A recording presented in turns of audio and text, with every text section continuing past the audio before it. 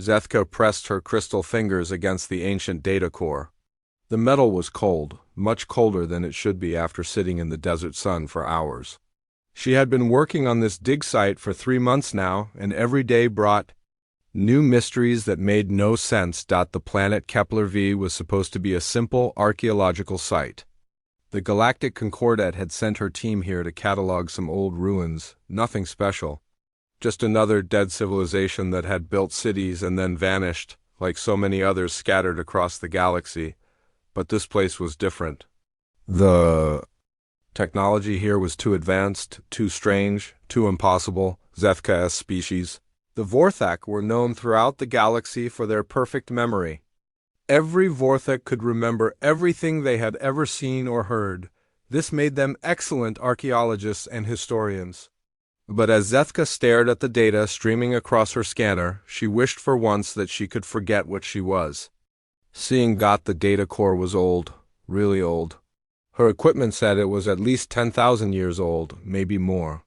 But the technology inside it was more advanced than anything the Concordat had ever built. The data was stored in ways that shouldn't be possible, compressed into dimensions that her science said didn't exist. "Dr. Zethka," called her assistant, a young Trilonian named Zev. His blue skin was covered in sweat despite the planet's cool atmosphere. "You need to see this." Zethka looked up from her work. Zev was standing beside a wall that had just been uncovered by their digging machines. The wall was covered in symbols, but these weren't like any ancient writing she had ever seen. They seemed to move when she wasn't looking directly at them, shifting and changing like living things. "What did you find?" she asked, walking over to examine the wall. "It's not what I found," Zev said, his voice shaking slightly. "It's what the translation computer found. It managed to decode some of these symbols." Zethka activated her portable translator and aimed it at the wall. The device hummed for a moment, then displayed text on its screen. As she read the words, her crystal body began to glow with confusion and fear. "These records speak of the humans," the translation read. "The builders who came from beyond the edge of known space. They walked between stars as others walk between rooms. Their ships moved faster than thought itself. They could break moons with their weapons and heal dying suns with their science." Zethka read the passage 3 times before speaking. "This can't be right. Check the translation again." Zev ran the scan 2 more times. Each time the translation was the same. The wall was covered with impossible stories about creatures called humans. According to the text, these humans had built cities that floated in space without any support. They had tamed black holes and used them as sources of power. They had traveled to other galaxies and returned with knowledge that changed everything they touched. "Dr. Zethka," Zev said quietly, "there's more, a lot more." Over the next several hours, they uncovered dozens of data cores and walls covered in writing. Each one told more stories about the humans. The beings described in these texts weren't just advanced, they were impossible. They supposedly lived for thousands of years, could survive in the vacuum of space without protection, and communicated across vast distances without any technology. One story described a single human ship destroying an entire invasion fleet by singing to it. Another told of humans who could touch a broken machine and make it work perfectly again. There were tales of human cities that existed in multiple dimensions at once, and human explorers who could step through doorways and appear on planets hundreds of light years away. But the strangest part wasn't the stories themselves. It was how they were written. These weren't myths or legends passed down through generations. They were written like historical records, complete with dates, coordinates, and technical specifications. Someone had recorded these events as if they had really happened. As the day wore on, more members of the archaeological team gathered around the discovery. Dr. Moloch, the expedition leader, was a practical Zentarian who had spent his life studying dead civilizations. He looked at the translated text with obvious disbelief. "This is clearly mythology," he announced to the team. "Every primitive culture creates stories about impossible beings with magical powers. These humans are just this civilizations." version of gods or spirits? But Zethka wasn't convinced. She had studied the myths and legends of hundreds of species throughout the galaxy. This was different. The technical details were too specific, too consistent across different data cores. Someone had put enormous effort into creating detailed records of beings that supposedly never existed. That evening, while the rest of the team slept, Zethka continued working by the light of her scanner. She had found something that the others hadn't seen yet, a data core that was different from all the rest. This one wasn't just a record of human activities. It was a map. The map showed the galaxy as it existed 10,000 years ago, but with markings that made no sense. There were lines connecting star systems that were hundreds of light years apart, as if someone had drawn roads through empty space. There were symbols marking certain planets, and when Zethka checked the coordinates, she realized that many of these planets were now important worlds in the galactic CONCORDAT. Her homeworld was marked on the map. So was the Concordat capital. So were the primary worlds of every major species in the galaxy. But according to this map, 10,000 years ago, most of these worlds had been empty or inhabited by primitive creatures.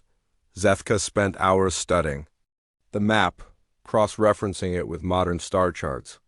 The more she studied it, the more disturbed she became. The map was accurate, not just sort of accurate, perfectly accurate.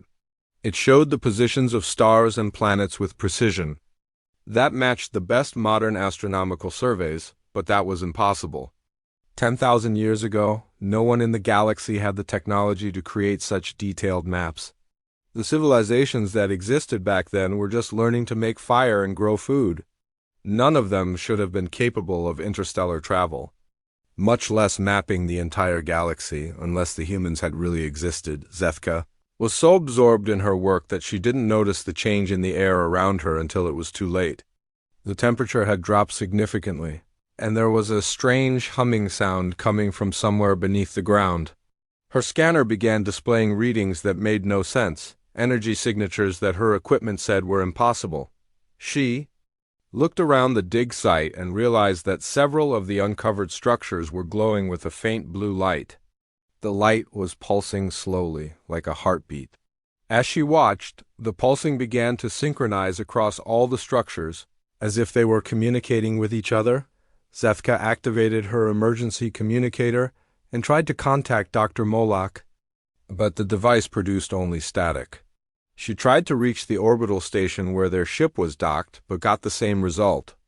Whatever was happening at the dig site was interfering with all their communications. The humming sound grew louder, and Zethka realized it was coming from the data cores. All of them were active now, processing information at incredible speeds. Streams of data were flowing between the cores, and the alien symbols on the walls were moving more rapidly than ever. Then, as suddenly as it had started, everything stopped. The humming ceased, the lights faded, and the air temperature returned to normal. Zethka's communicator crackled back to life, and she immediately called for help. Dr. Moloch and the rest of the team arrived within minutes, but by then all the equipment had returned to normal. The data cores were dormant again, and the symbols on the walls had stopped moving. When Zethka tried to explain what had happened, the others looked at her with skepticism. "You've been working too hard," Dr. Moloch said kindly. Ancient sites can play tricks on the mind, especially when you're working alone at night, but Zethka knew what she had seen. The site had come alive, if only for a few minutes. Something had activated the ancient technology, something that responded to her presence or her research. And if the technology still worked after 10,000 years, then maybe the stories about the humans weren't myths after all. The next morning brought a message from the Concordat capital that changed everything. Long-range monitoring stations at the edge of the galaxy had detected unusual energy signatures. The signatures were unlike anything in the Concordat's databases, but they matched descriptions found in some very old texts that describe human technology. Dr. Moloch read the message aloud to the team, his voice growing quieter with each word. When he finished, the dig site was completely silent except for the wind blowing through the ancient ruins. "This is probably just a coincidence," he said finally, but his voice lacked conviction. Zethka looked at the map she had discovered, then at the message from the monitoring stations. The coordinates mentioned in the message were marked on the ancient map with a symbol she hadn't been able to translate. Now, staring at both pieces of information, she realized what the symbol meant. It was a warning. The ancient map wasn't just a record of where the humans had been. It was a record of where they might return. And according to the monitoring stations, something was coming from exactly the direction the map had predicted. For 10,000 years, the galaxy had been peaceful.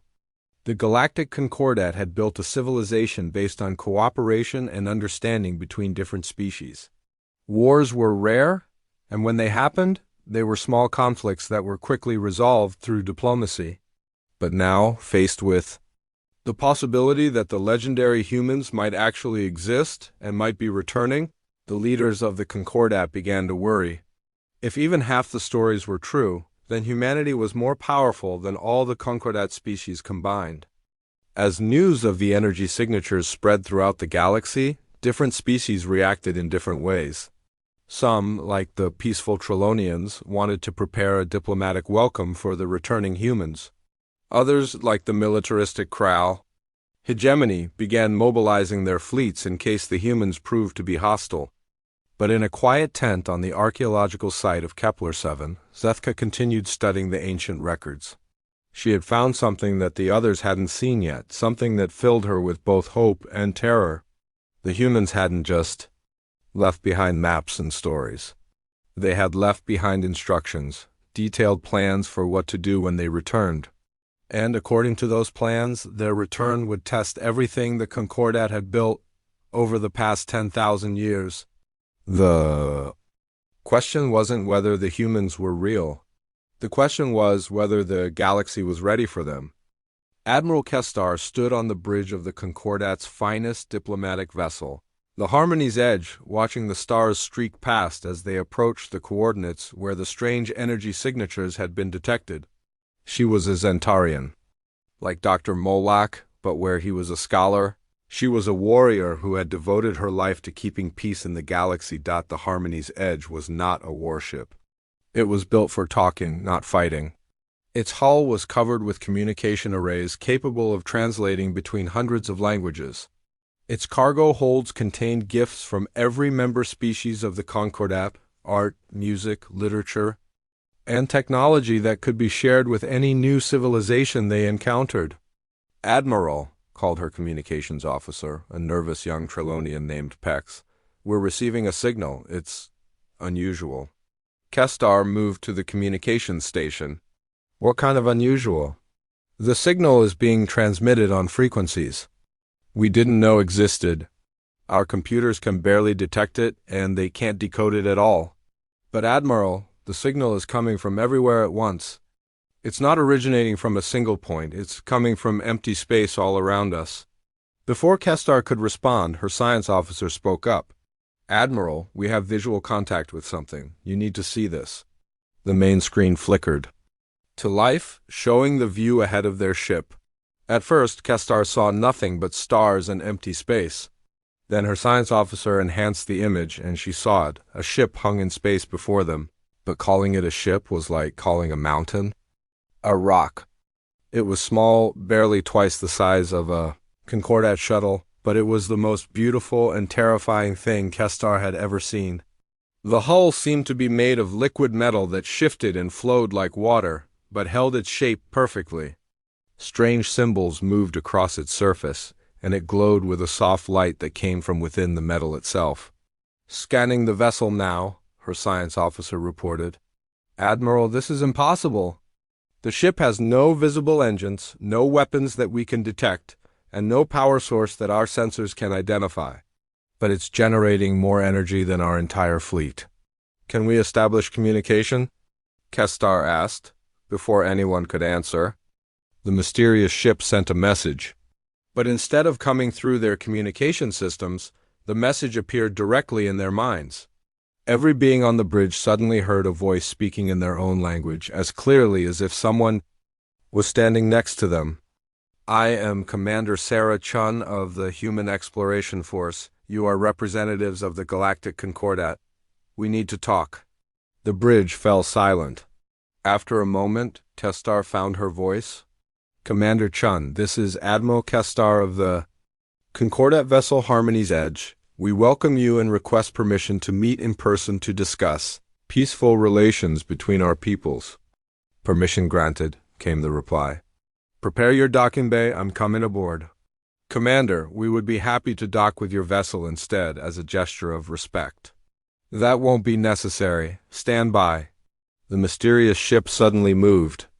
One moment it was 1,000 kilometers away, and the next moment it was gently settling into the Harmony's Edge's docking bay. It had crossed the distance instantly, without any visible means of propulsion, and without creating any disturbance in space. Kestar hurried to the docking bay with her senior officers, trying to prepare for humanity's first formal contact with the Concordat in 10,000 years.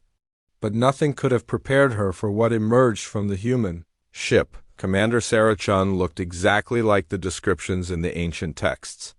She was tall and lean, with brown skin and dark hair pulled back in a simple style.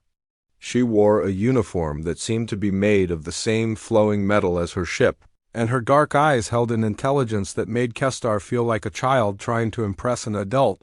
But it wasn't Chen's appearance that shocked Kestar. It was the fact that she was alone. The human ship was barely large enough for one person, and Chen had traveled across the galaxy by herself to make contact with an entire civilization. Admiral Kestar, Chun said, extending her hand in what the ancient texts had described as a human greeting. Thank you for agreeing to meet. We need to discuss the future of this galaxy. Kestar took the offered hand, surprised by the strength of Chen's grip.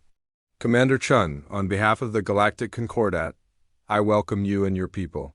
We have many questions about humanity and where you have been for the past 10,000 years. Chun smiled, but there was something sad about the expression. I'm sure you do. Let me start by telling you that we never left. We've been watching this galaxy for a very long time, and we've been watching you. They moved to the Harmony's Edge's main conference room where Kestar's senior staff had assembled. Representatives from every major Concordat species were present, either in person or through holographic projection. As Chen entered the room, conversations stopped and all eyes turned to her. Before we begin, Chun said, I should explain something about human technology. We don't use traditional communication methods. When I speak to you, I'm speaking directly to your mind in your own language. When I touched your hand, Admiral, I learned your language, your history, and your intentions. This isn't telepathy. As you understand it, it's simply a more efficient way to exchange information. Dr. Yorval, the Concordat's chief xenobiologist, leaned forward eagerly. Commander, if I may ask, how is this possible? Our scientists have theorized about direct neural communication, but we've never been able to achieve it. Your scientists are limited by your understanding of consciousness, Chun replied. You think of the mind as something that exists inside the brain. We understand that consciousness is something that exists everywhere, and the brain is simply the tool that accesses it. The beings around the table exchanged glances. What Chen was describing sounded like mysticism, not science. Chun seemed to notice their skepticism. Let me demonstrate. Dr. Yorval, you're thinking about the equation for faster than light travel that your people discovered 200 years ago. You're wondering if humans use the same principles. Dr. Yorval's eyes widened. He hadn't spoken that thought aloud, and there was no way Chun could have known what he was thinking. We don't use your FTL principles, Chun continued. We don't travel faster than light. We step outside of space-time entirely and then step back in wherever we want to be. Distance becomes meaningless when you're not limited to traveling through normal space. Commander, interrupted General Thark, the military representative from the Kral hegemony. His species was known for their aggressive nature and their powerful military. These claims are difficult to believe. If humans possess such advanced technology, why reveal yourselves now? What do you want from the Concordat? Chun turned to look at General Thark and her expression became serious. We're revealing ourselves because you've reached a point where you need guidance. The Concordat has grown large and powerful, but it has also grown careless. You've been expanding into regions of space that you should leave alone. What regions? Castar asked. The outer rim territories near the galactic edge. You've built mining stations and research outposts in areas that are occupied. Occupied by whom? General Thark demanded. Our surveys show those regions are empty. They're occupied by species that don't want to be found, Chun said calmly. Ancient civilizations that withdrew from galactic affairs long ago, beings that make humans look primitive. Your expansion is disturbing them, and if you continue, they will respond. The room erupted in conversation as representatives began, arguing among themselves. Some wanted to know more about these hidden civilizations. Others demanded proof of Chun's claims. General Thark was particularly vocal in his skepticism. Even if what you say is true, Thark said loudly, the Concordat will not be dictated to by a single human in a tiny ship. If these ancient beings want us to stop our expansion, let them come forward and negotiate like civilized people. Chun stood up slowly, and the room fell silent. There was something in her posture that made everyone suddenly aware that they might be in danger. General Thark, she said quietly, you should know that I'm not here alone, and I'm not here to negotiate. What do you mean? Castar asked, though she was beginning to fear the answer. I'm here to deliver a message. The human exploration force has been monitoring the Concordat for generations. We've watched you grow from scattered tribes into a galactic civilization. We're proud of what you've accomplished, but we're also concerned about the direction you're heading. Chun walked to the large window that showed the stars outside. The Concordat has 7 days to halt all expansion into the outer rim territories. Any ships or stations in those regions must be withdrawn. This is not a request or a negotiation. This is a requirement. General Thark slammed his fist on the table. Who do you think you are to make demands of the Concordat? We represent 17 different species and thousands of worlds. You're one person in one ship.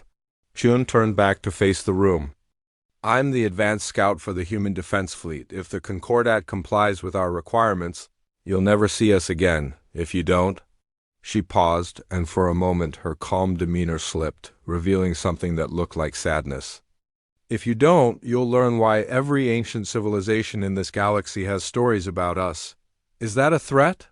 Thark asked, rising from his chair. It's a fact, Chun replied. Admiral Castar, you've read the archaeological reports from Kepler-7. You know what the ancient texts say about human capabilities. Do you really want to find out if those stories are true? Castar had indeed read the reports. Stories of human ships that could destroy fleets, weapons that could crack moons, technology that seemed like magic. If even a fraction of those stories were accurate, Commander Chun, she said carefully, perhaps we could arrange for you to address the Concordat Council directly. I'm sure we can reach some kind of agreement that satisfies everyone. I've already addressed the Council, Chun said. Every word of this conversation is being transmitted to every Concordat world simultaneously. Your leaders are hearing this discussion as it happens. The communications officer checked his equipment frantically. Admiral, she's right. Somehow, this conversation is being broadcast across the entire galaxy. Every major population center is receiving it. Chun moved toward the docking bay. I've delivered my message. You have 7 days. After that, the matter will be taken out of my hands. Wait, Castar called after her. Commander, surely we can discuss this further. The Concordat values peaceful resolution of conflicts. Chun stopped at the doorway. Admiral, the Concordat has spent 3,000 years believing that you are the most advanced civilization in the galaxy. You've grown comfortable with that belief. But your children playing with toys you don't understand in a universe that's far more dangerous than you realize. Then help us understand, Castar pleaded. Teach us what we need to know. We tried that once, Chun said sadly. 10,000 years ago, we tried to guide younger civilizations, to help them avoid the mistakes we had made. It didn't work. Some species became dependent on our help and never learned to solve problems on their own. Others became resentful and eventually turned against us. A few tried to steal our technology and use it for conquest, so you left. So we left. We decided to let the galaxy develop on its own, only intervening when absolutely necessary. The Concordat was our second attempt at a galactic civilization. We seeded the growth of your member species, guided your development from a distance, and hoped you would do better than the first attempt. The room was completely silent as the implications of Chun's words sank in. The Concordat wasn't just meeting humanity for the first time. They were meeting their creators. You created us? Dr. Yorville whispered. We guided your evolution. Yes, not directly, but we influenced the conditions that allowed your species to develop intelligence and technology. We wanted to see if a civilization could grow strong and wise without direct interference. And your conclusion? Castar asked. Chin looked around the room, her gaze settling on each representative in turn. You've grown strong. Whether you've grown wise remains to be seen. 7 days, Admiral. After that, you'll get a demonstration of what human intervention looks like. She turned and walked toward her ship, leaving behind a room full of beings who were struggling to process what they had just learned. Commander, General Thark called after her, his voice loud and angry. The Kral hegemony does not bow to threats, no matter who makes them. If you want to stop our expansion, you'll have to fight for it. Chen paused at the entrance to her ship and looked back at Thark. For just a moment, her calm mask slipped, and everyone in the room saw something that made them take a step back. It wasn't anger or fear, it was pity. General, she said quietly, I really hope you change your mind. Then she was gone and her ship disappeared from the docking bay. As instantly as it had arrived, the representatives sat in silence for several minutes, trying to understand what had just happened. Finally, Admiral Castar spoke. I think, she said slowly, we need to contact the Concordat Council immediately. But it was too late for that. General Thark was already activating his personal communicator, calling for the mobilization of the Kral hegemony's entire military fleet. 7 days suddenly seemed like a very short time. The Concordat capital world of Nexus Prime had never seen chaos like this. In the 3,000 years since the founding of the Galactic Alliance, the massive city-planet had been a symbol of peace and cooperation. Now emergency sessions ran around the clock as representatives from 17 different species argued about what to do with Commander Chin's ultimatum. Chancellor Vexani, an elderly Trilonian who had led the Concordat for 40 years, stood before the massive council chamber. As voices rose in anger and fear. The circular room could hold 10,000 beings, and today it was packed beyond capacity. Representatives who couldn't find seats floated in hover platforms above the crowd, while millions more participated through holographic projection. The human demands are unacceptable, shouted Representative Kalak of the hegemony. No single species can dictate terms to the entire Concordat. Our sovereignty cannot be compromised. But what if they're telling the truth about the Outer Rim? Called back Dr. Senna, the Vorthak representative.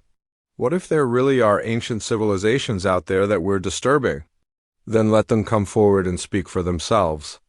Kulak replied, We will not take orders from mysterious beings who hide in the shadows. Chancellor Vexani raised her hands for silence, but the arguing continued. The Concordat had always made decisions through careful discussion and consensus, but that process was breaking down under the pressure of Chin's deadline. Some species wanted to comply immediately. Others saw the ultimatum as an act of war. The Kral hegemony was the loudest voice for military action. General Thark had returned to his homeworld and convinced his government to mobilize their entire fleet. The Kral were proud warriors who had never retreated from a fight, and they saw the human ultimatum as a challenge that couldn't be ignored. We have 7 days to respond, Kulak announced. The hegemony suggests we use that time to prepare for war. If the humans want to test our resolve, let them face the combined might of the Concordat military. And what if their technology is as advanced as the ancient records suggest? Asked Dr. Senna. What if Commander Chun was telling the truth about human capabilities? Then we'll find out, Kulak said grimly. But we won't surrender our freedom without a fight.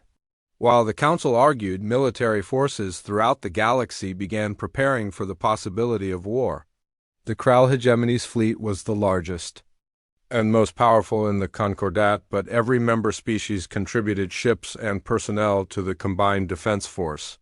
Thousands of vessels converged on staging areas near the Outer Rim territories, ready to defend Concordat space against any human attack. But even as they prepared for war, strange things began happening throughout the galaxy. On the mining world of Kepler-12, workers reported that their automated systems had started operating more efficiently than ever before. Machines that had required constant maintenance suddenly began repairing themselves. Production rates increased by 300%, even though no changes had been made to the equipment. Similar reports came from dozens of other worlds. Old technology was upgrading itself, broken systems were healing, and efficiency ratings were climbing everywhere. At first, the Concordat's engineers assumed it was some kind of coincidence or measurement error. But as the reports continued to pour in, a disturbing pattern emerged. Every world that was experiencing these improvements had ancient archaeological sites, places where previous civilizations had built cities, temples, or other structures thousands of years ago. And according to the historical records, these weren't random ancient civilizations. They were all sites that had been mentioned in the human-related texts found on Kepler-7. Dr. Zethka, still working at the original dig site, was the first to realize what was happening. She had been monitoring the ancient structures continuously since Commander Chun's visit to the Harmony's edge, and she had noticed that they were becoming more active with each passing day. The sites are waking up, she reported to Dr. Moloch, over their communication link. Whatever technology the humans left behind, it's been dormant for thousands of years. But now it's coming online. What do you mean, coming online? Moloch asked. The data cores are processing information again. The energy systems are drawing power from sources I can't identify. And the symbols on the walls are moving constantly. Now, like they're displaying real-time data. Zethka aimed her scanner at one of the active walls and tried to translate the flowing symbols. What she saw made her crystal body glow with fear. Dr. Moloch, I think these sites are monitoring stations. They're watching everything that happens in Concordat space and reporting back to somewhere else. Reporting back to whom? To the humans. I think they've been watching us for thousands of years, and now they know exactly what we're planning. The implications were terrifying. If the humans had monitoring stations on dozens of worlds throughout Concordat space, then they knew about every military movement, every strategic discussion, every plan the Concordat was making. The idea of fighting a war against an enemy who could watch your every move was nightmare enough. But there was something even worse. If the monitoring stations were becoming active, it meant the humans were preparing for something. Dr. Moloch immediately contacted Chancellor Vexani with Zethka's findings, but the report was lost in the chaos surrounding the military preparations. The Chancellor's office was flooded with reports, recommendations, and requests for guidance. A single archaeological team's concerns about ancient monitoring stations seemed insignificant compared to the massive fleets that were assembling near the Outer Rim, but Dr. Moloch wasn't the only one who had noticed the awakening of ancient technology. Deep space monitoring stations throughout the galaxy were detecting energy signatures that had never been seen before. Gravitational anomalies were appearing in empty space, as if massive objects were moving through regions where nothing should exist. Most disturbing of all, several Concordat exploration ships had simply vanished. The first to disappear was the research vessel Unity's Dream, which had been studying gravitational waves near the galactic edge. The ship's last transmission was a routine status report, and then nothing. No distress signal, no debris, no trace that the ship had ever existed. Over the next 3 days, 4 more ships vanished under similar circumstances. Each one had been operating near the Outer Rim territories that Commander Chun had warned them to avoid. The disappearances were clean and complete, no evidence of battle, No signs of struggle, just empty space where Concordat vessels had been. "They're being taken," Admiral Kestar reported to the Emergency Defense Council. "Whatever is happening to our ships, it's not destruction. Something is removing them from space entirely." "Taken where?" asked General Thark, who was participating in the meeting via hologram from his command ship. "Unknown. Our sensors can't detect any trace of the missing vessels or their crews. It's as if they've been erased from existence." The disappearances created a new level of panic throughout the Concordat. If the humans could make entire ships vanish without a trace, what hope did the combined fleet have in a direct confrontation? But General Thark and the Kral hegemony refused to be intimidated. "These disappearances only prove that the humans are hostile," he declared. "They're already attacking our ships. This is an act of war, and we must respond accordingly." "General," Admiral Kestar said carefully, "perhaps we should consider the possibility that Commander Chun was telling the truth. What if our ships are disappearing because they're entering territory that belongs to someone else? And then let that someone else come forward and explain themselves," Thark replied. "We will not be driven from space that rightfully belongs to the Concordat." On the fourth day after Chun's ultimatum, the Kral hegemony launched a massive probe mission into the Outer Rim territories. 50 ships, heavily armed and equipped with the most advanced sensors in the Concordat fleet, jumped to coordinates near where the first disappearances had occurred for 6 hours. The fleet transmitted regular status reports as they explored the seemingly empty region. They found no signs of alien civilizations, no evidence of human activity, and no clues about what had happened to the missing ships.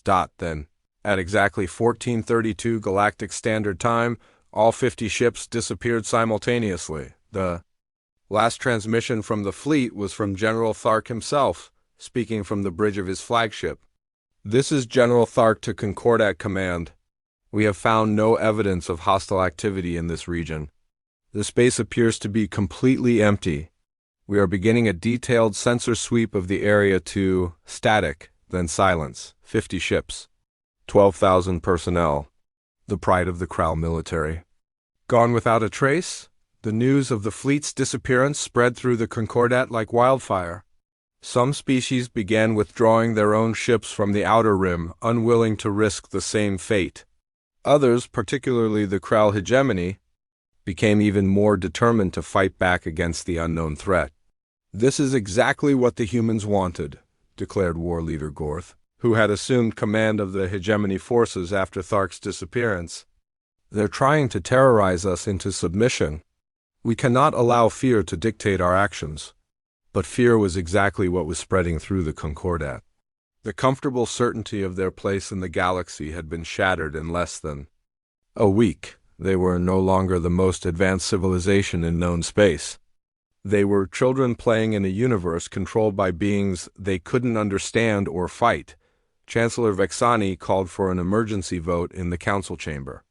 The question was simple: should the Concordat comply with the human ultimatum and withdraw from the Outer Rim territories? The debate that followed was unlike anything in Concordat history. Species that had been allies for thousands of years turned against each other.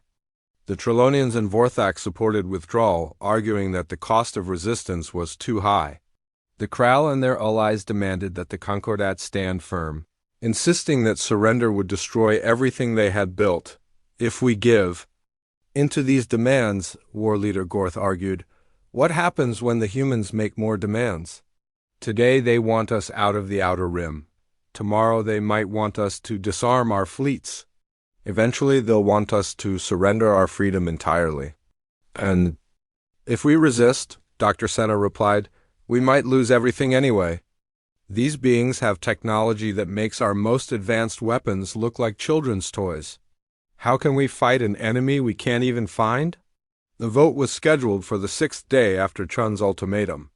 But on the morning of the vote, something happened that changed everything. The ancient monitoring stations throughout the galaxy suddenly went silent. Dr. Zethka was the first to notice the change. The structures at her dig site, which had been humming with activity for days, suddenly stopped transmitting. The flowing symbols on the walls froze in place. The energy readings dropped to zero, and the mysterious power sources that had been feeding the ancient technology simply vanished. Similar reports came from every world with human archaeological sites. Everywhere in Concordat space, the ancient technology that had been awakening over the past week suddenly went dormant again. It was as if someone had flipped a switch and turned off the entire network at once. "They're coming," Dr. Zefka whispered to herself as she stared at the silent walls of the ancient structures. The monitoring phase was over.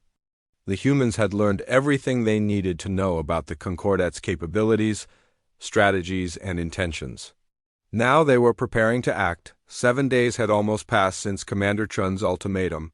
The Concordat Council was still debating whether to comply with the human demands, and the Kral hegemony was preparing to launch an even larger military expedition to the Outer Rim. But in the depths of space, far beyond the reach of Concordat sensors, something was moving. Ships that existed partially outside normal spacetime were converging from across the galaxy and beyond. The human defense fleet, which had been scattered across multiple dimensions and distant star systems, was assembling for the first time. In 10,000 years, the silence that had fallen over the ancient monitoring stations wasn't just the end of surveillance. It was the calm before the storm. In her final report before the archaeological team was evacuated from Kepler 7, Dr. Zefka wrote a single sentence that would be remembered throughout Concordat history: "The legends are coming home." The 7th day was about to begin, and the galaxy would never be the same. The 7th day began with the largest military gathering in Concordat history. War leader Gorth stood on the command deck of the Kral hegemony's new flagship, Inevitable Victory, watching as thousands of ships moved into formation around him. The combined fleet represented every species in the Concordat: sleek Trilonian cruisers, massive Zentarian battleships, swarms of Vorthic fighter craft, and dozens of other vessel types from across the galaxy. "Status report," Gorth commanded. "Fleet assembly is complete," his aide reported. 8,400 ships from 17 species. "This is the largest military force ever assembled in galactic history." Gorth nodded with satisfaction. If the humans wanted a demonstration of Concordat power, they were about to get one. The deadline had passed 3 hours ago, and there had been no sign of human activity anywhere in the galaxy. Perhaps their ultimatum had been a bluff after all. "Set course for the Outer Rim territories," Gorth ordered. "Full fleet advance." The armada began moving toward the coordinates where General Thark's expedition had disappeared. Gorth's plan was simple: establish a permanent military presence in the disputed region and dare the humans to do something about it. If they wanted the Concordat out of the Outer Rim, they would have to fight for it. But as the fleet approached the edge of Concordat space, something strange began happening to the stars. "War leader," called his science officer, "we're detecting gravitational anomalies throughout the region. Spacetime itself appears to be bending." Gorth moved to the sensor station and studied the readings. The data made no sense. According to the instruments, reality was being twisted and folded in ways that shouldn't be possible. It was as if someone was preparing to tear holes in the fabric of space itself. "Could this be some kind of natural phenomenon?" he asked. "Negative, sir. The anomalies are too precise, too coordinated. Someone is doing this deliberately." Before Gorth could respond, his communications officer interrupted. "War leader, we're receiving a transmission. It's coming from everywhere at once." The main screen flickered to life, showing the familiar face of Commander Sarah Chun, but something was different about her appearance now. She looked tired, and there was a sadness in her eyes that hadn't been there before. "War leader Gorth," she said, her voice carrying clearly across the fleet's communication channels. "I had hoped you would choose differently." "Commander Chun," Gorth replied, trying to keep his voice steady, "the Concordat does not bow to threats. If you want us to leave this region, you'll have to remove us by force." "That's exactly what I'm going to do," Chun said quietly. "But first, I want to make sure you understand what you're facing. You're not just fighting humanity, war leader. You're fighting 10,000 years of technological advancement, guided by beings who have seen the rise and fall of entire galactic civilizations. Then show us, Gorth challenged. If humans are as powerful as you claim, prove it. Chen closed her eyes for a moment, and when she opened them again, Gorth saw something that made his blood run cold. It wasn't anger or aggression, it was pity. Computer, initiate fleet manifestation protocol, Chen said to someone off-screen. The stars around the Concordat fleet began to change. At first, it was just a subtle shift in the starlight, a dimming here, a brightening there. Then space itself began to ripple like water, and through those ripples, shapes began to emerge, ships, massive, impossible ships that seemed to exist in multiple dimensions at once. The first vessel to fully materialize was a cruiser the size of a small moon, its hull appearing to be made of crystallized starlight. As it moved through space, reality bent around it, creating aura-like effects that danced across the hulls of nearby Concordat vessels. Then more ships appeared, destroyers, that looked like they had been carved from black holes, their hulls so dark they seemed to absorb light itself. Carriers that existed partially in hyperspace, their fighter bays opening into dimensions that the Concordat sensors couldn't even detect. How many ships are we looking at? Gorth asked, his voice barely above a whisper. His sensor operator was frantically working at his console trying to get accurate readings. I can't tell, sir. Some of these vessels are registering as being in multiple locations at once. Others appear to be larger than our sensors can measure. And War Leader, they're still coming. More and more ships materialized around the Concordat fleet. Capital ships that dwarfed anything in the galaxy, their hulls covered with weapon systems that seemed to operate on principles of physics that didn't exist in any textbook. Support vessels that moved without engines, powered by forces that the Concordat scientists had never imagined. But it wasn't just the size or number of the human ships that terrified the Concordat crews. It was the way they moved. The entire fleet operated with perfect coordination, as if it was a single living organism rather than thousands of individual vessels. There were no communication delays, no formation adjustments, no visible command structure. Every ship knew exactly what every other ship was doing at all times. War Leader, his communications officer reported, we're receiving surrender demands from 37 different Concordat ships. Their crews are requesting permission to withdraw from the engagement zone. Gorth looked at the tactical display, trying to assess his options. The human fleet had appeared around them so quickly and completely that the Concordat forces were surrounded.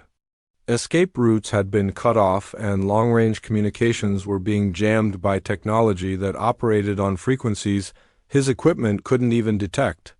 All ships maintain position, he ordered. We represent the combined military might of 17 civilizations. We will not be intimidated by superior numbers. Sir, his tactical officer said quietly, it's not just superior numbers. I'm reading energy signatures from the human ships that are off the scale. Some of their weapons appear to be capable of destroying entire star systems. Through the viewports of the inevitable victory, Gorth could see the human fleet arranging itself in formations that seemed to defy three-dimensional space. Ships were positioned above, below, and somehow beside each other in ways that made his eyes hurt to look at. It was as if they were operating in dimensions that his mind couldn't fully comprehend. Then Commander Chin's voice filled the bridge. Again, War Leader Gorth, you have one final opportunity to withdraw your forces peacefully. Order your fleet to return to Concordat space, and this confrontation ends here.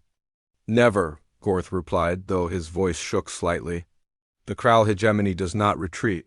I know, Chun said sadly. Your species' courage is one of the things we admire about you. But courage without wisdom is just another form of foolishness. The human fleet began to move. What happened next would be studied and debated for generations. But no one who witnessed it would ever fully understand how it was accomplished. The human ships didn't attack in any conventional sense. Instead, they began to sing. It started as a low harmonic resonance that seemed to come from the hulls of the human vessels themselves. The sound, if it could be called sound, passed through space as if the vacuum itself was vibrating. As the harmonics built and combined, they created patterns of energy that washed over the Concordat fleet like invisible waves. One by one, the Concordat ships began to shut down, not destroyed, not damaged, simply deactivated. Their engines stopped running, their weapons powered down, their life support systems switched to minimal settings. The crews remained conscious and unharmed, but their vessels had become nothing more than drifting metal shells. "What's happening to our ships?" Gorth demanded. "Unknown, sir," his engineering officer replied, panic creeping into his voice. "All our systems are responding normally, but they're not receiving power. It's as if the ship itself has decided to stop working." Gorth tried to access his weapons systems, but the controls were completely unresponsive. He tried to contact other ships in his fleet, but the communication arrays had gone silent. Around him, his crew worked frantically at their stations, but nothing they did had any effect. Through the viewports, he could see other Concordat vessels drifting helplessly in space, their running lights dimming as power systems continued to shut down. In less than 10 minutes, the largest military fleet in galactic history had been rendered completely helpless. But the human ships weren't finished. As the harmonic resonance continued, something else began to happen. The space around the Concordat fleet started to change, taking on a strange, dreamlike quality. Stars became brighter and more colorful. Nebulae appeared where none had existed before, and aurora-like effects danced between the ships. "War leader," his science officer whispered. "According to our sensors, we're no longer in normal space. We've been translated into some kind of alternate dimension."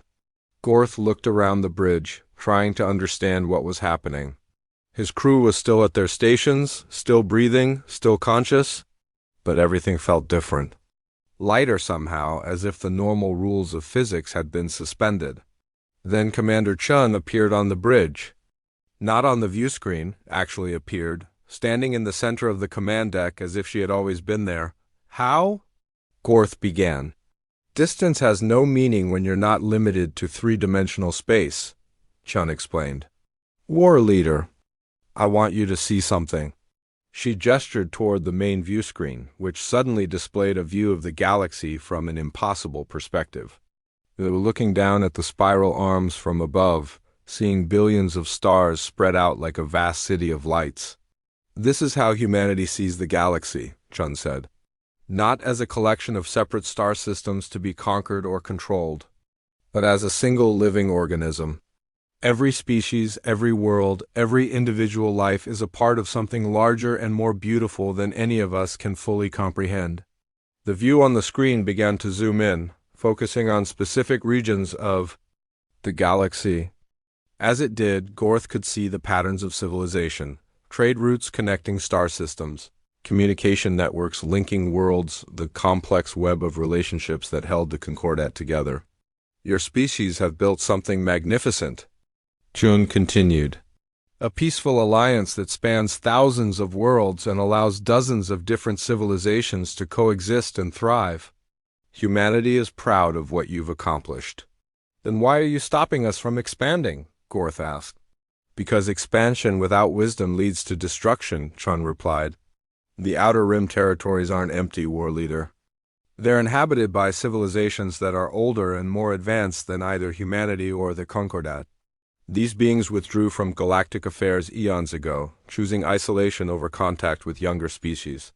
The view screen showed new images, ancient structures floating in the void between stars, massive constructs that dwarfed even the human ships, energy patterns that suggested intelligence operating on scales that Gorth couldn't imagine. "If the Concordat continues expanding into their territory," Chun said, "they will respond.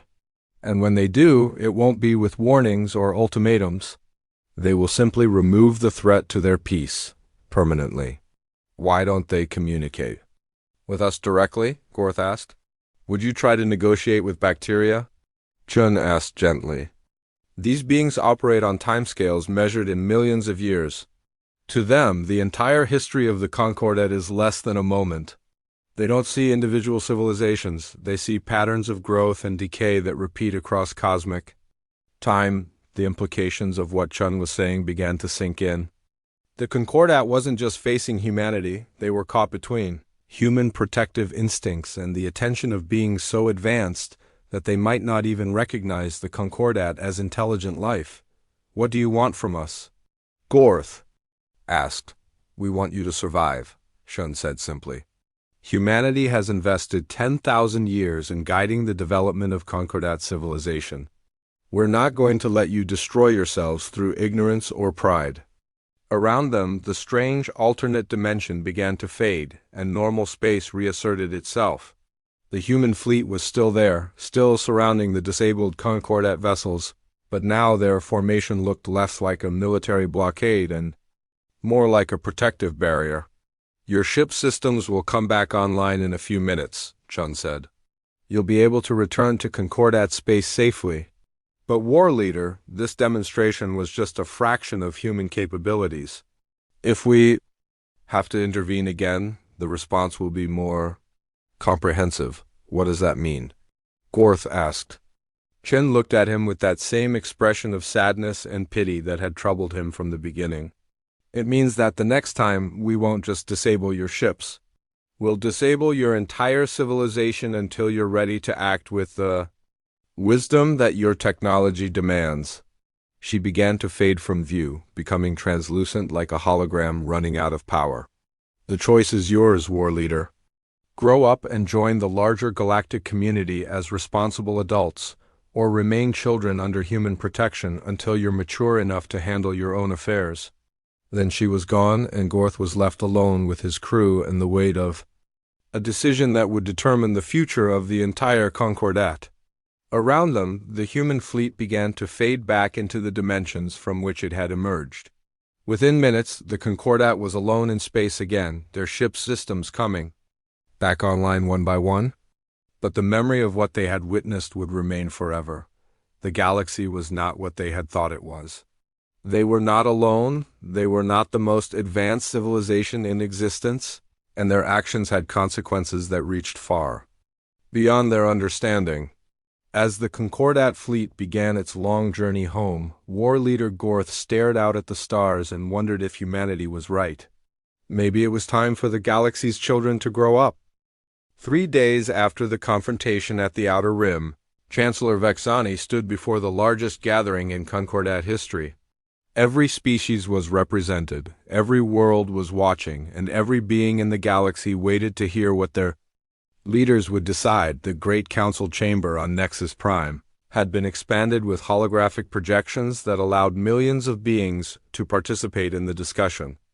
The chamber itself buzzed with nervous energy as representatives debated the most important decision in galactic history. War Leader Gorth sat in the section reserved for military commanders, his expression unreadable. Since returning from the Outer Rim, he had been unusually quiet, speaking only when directly asked questions about the human fleet's capabilities. The proud warrior who had demanded military action against the human ultimatum now seemed like a different person entirely. The question before us is simple, Chancellor Vexani announced, her voice carrying clearly through the vast chamber. Do we accept the human terms and withdraw from the Outer Rim territories, or do we continue our expansion and risk further confrontation? The debate that followed revealed deep divisions within the Concordat. Some species, led by the Trillonians and Vorthak, argued for immediate compliance with the human demands. They had seen the archaeological evidence, studied the ancient texts, and witnessed the demonstration of human power. To them, continued resistance seemed like suicide, but other species, particularly those with strong military traditions, remained defiant. Representative Kulak of the hegemony spoke for many when he declared, "If we surrender our freedom to expand and explore, what happens when the humans make other demands? Today they control where we can go. Tomorrow they might control what we can think." Dr. Senna of the Vorthak delegation stood to respond. Representative Kulak speaks of freedom, but what freedom do we have if our actions lead to the destruction of our civilization? Commander Chun showed us that there are forces in this galaxy that make human technology look primitive. Do we really want to attract their attention? The argument continued for hours, with each side presenting evidence and making emotional appeals. But gradually a new perspective began to emerge from an unexpected source. Dr. Zethka, the archaeologist who had first discovered the human texts on Kepler-7, had been granted permission to address the council. As she walked to the center of the chamber, her crystal body reflected the lights and patterns that seemed to dance and flow. "Honored representatives," she began, "I have spent the last several months studying human archaeological sites throughout Concordat space. I have discovered something that changes our understanding of this entire situation." She activated a holographic display that showed a map of the galaxy with thousands of points of light scattered across its spiral arms. Each point represented a human archaeological site, and as the display zoomed in on individual locations, the true scope of human influence became clear. "These sites aren't random," Zethka explained. "They're part of a vast network that spans the entire galaxy. But more importantly, they're not just monitoring stations or ancient ruins, they're gifts." The chamber fell silent as the implications of her words began to sink in. "Every human site contains technology that has been slowly influencing the development of nearby civilizations," Zethka continued. "Medical advances, agricultural improvements, communication breakthroughs, thousands of innovations that we thought we had discovered ourselves were actually guided by human technology." She showed examples from dozens of worlds. Planets where crop yields had mysteriously improved after archaeological expeditions uncovered human ruins. Star systems where communication networks had suddenly become more efficient following the discovery of ancient artifacts. Medical breakthroughs that had saved millions of lives, all originating from research conducted near human sites. "The humans haven't just been watching us," Zethka said. "They've been helping us. For 10,000 years, they've been quietly guiding our development, ensuring that we had the tools we needed to build a peaceful and prosperous civilization." Representative Kulak stood to challenge her findings. "Even if this is true, it doesn't change the fact that they're now trying to control us. Benevolent manipulation is still manipulation." But war leader Gorth surprised everyone by speaking up. "Representative Kulak, I saw the human fleet, I felt their power. If they wanted to control us, they wouldn't need ultimatums or negotiations. They could simply take control whenever they wanted." Gorth moved to the center of the chamber, his massive frame commanding attention from every being present. "I've spent my entire life preparing for war, believing that military strength was the answer to every problem. But what I saw in the Outer Rim changed my understanding of power itself." He gestured toward the holographic display showing the human archaeological network. "Look at what they've accomplished. They've guided the development of an entire galactic civilization without anyone even knowing they were involved. They've prevented wars, ended famines, and saved countless lives, all while remaining hidden in the background." "That's not conquest," Gorth continued, his voice growing stronger. "That's guardianship. And perhaps it's time we asked ourselves whether we're ready to graduate from being protected children to being responsible adults." The chamber erupted in discussion as beings throughout the galaxy struggled to process this new understanding of their relationship with humanity. Some felt betrayed by the revelation that their achievements had been guided by outside influence.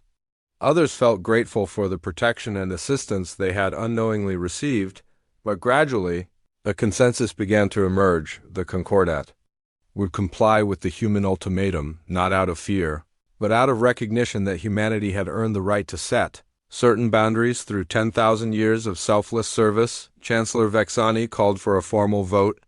When the ballots were counted, the result was overwhelming. 14 of the 17 member species voted to withdraw from the Outer Rim territories and accept the human terms.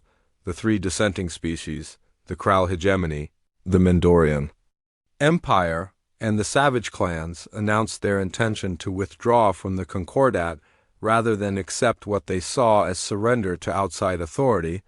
But as they prepared to leave, Something unexpected happened. War Leader Gorth stood up and walked to the center of the chamber one final time. The Kral hegemony withdraws its dissenting vote, he announced. We will comply with the human terms and remain within the Concordat. The chamber fell silent. Kulak, representing the hegemony government, stared at Gorth in shock. War Leader, you don't have the authority to make that decision for our entire species. Yes, I do, Gorth replied calmly. As War Leader, I have the authority to negotiate surrender terms with a superior enemy. And that's exactly what I'm doing. He turned to address the entire chamber. The Kral hegemony fought the humans and lost. We surrender to their terms and accept their guidance. Any member of our species who disagrees with this decision is free to leave hegemony space and join the Mendorians or the Savage clans. The announcement sent shockwaves through the hegemony delegation, but Gorth's decision was legally binding under Kral military law. The most militaristic species in the Concord had just surrendered to the humans without firing a shot. In the end, only the Mendorian Empire and the Savage clans chose to leave the Concordat. They established independent territories near the galactic core, far from both human space and the Outer Rim territories that harbored the ancient civilizations. The remaining 15 species voted to formalize their new relationship with humanity. They would accept human guidance on matters of galactic security and expansion while maintaining full autonomy over their internal affairs. But the most surprising development came 3 days after the vote. Commander Sarah Chun appeared once again, this time addressing the council directly from the chamber floor. But she wasn't alone. With her were representatives from a dozen other species that no one in the Concordat had ever seen before.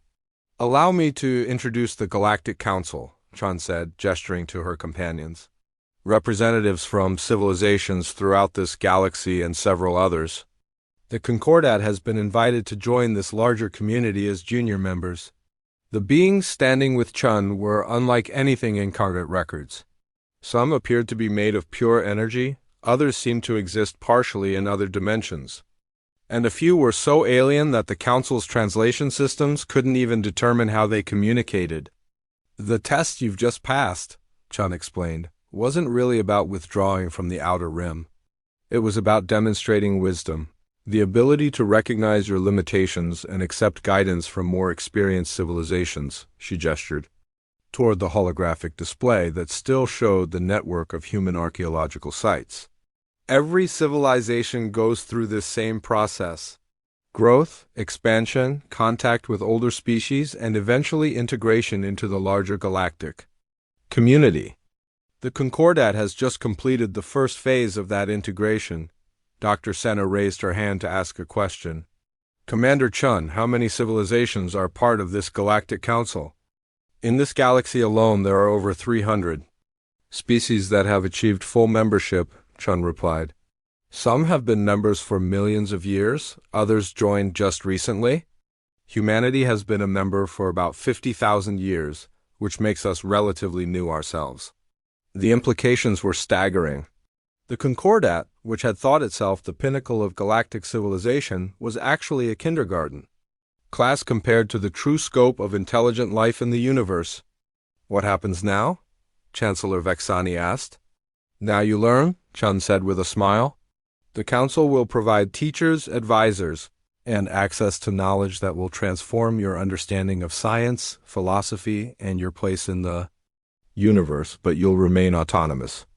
The goal isn't to control you, it's to help you reach your full potential. Over the following months, the transformation of Concordat civilization was remarkable. Human advisors arrived on every member world, bringing with them technologies and knowledge that had been hidden for millennia. Diseases that had plagued certain species for thousands of years were cured overnight. Energy systems became so efficient that resource scarcity became a thing of the past. But perhaps the most important change was philosophical. The Concordat began to think beyond their own borders, beyond their own galaxy, toward the vast community of intelligent life that existed throughout the universe. Dr. Zethka was appointed as the Concordat's first ambassador to the Galactic Council. As she prepared for her journey to the Council's headquarters in a distant galaxy, she reflected on how much had changed since that first day when she had uncovered the human texts on Kepler 7. "Are you ready?" Commander Chun asked, standing beside Zethka at the portal that would transport her across intergalactic space. "I think so," Zethka replied. "Though I suspect I have no idea what I'm really walking into." Chun laughed. "None of us ever do, but that's what makes it an adventure." As they stepped through the portal together, Zethka looked back one final time at the galaxy that had been her entire universe just a few months ago. Now it seemed small and provincial compared to the vast community of civilizations that existed beyond. But it was still home. And thanks to humanity's patient guidance, it was a home that would continue to grow, learn, and contribute to the greater tapestry of intelligent life in the universe. The age of Concordat isolation was over. The age of galactic citizenship had begun. Behind them, in the archaeological sites scattered across Concordat space, the ancient monitoring stations powered down one final time. Their job was complete. The children had grown up and were ready to join the adult universe. In the silence that followed, the galaxy seemed different, not empty but full of potential, full of species ready to take their next steps into a larger, more wondrous universe than they had ever imagined possible. The legends had indeed come home. But more importantly, they had shown the way to an even greater legend, the story of what the galaxy's children could become when they learned to reach beyond the stars themselves.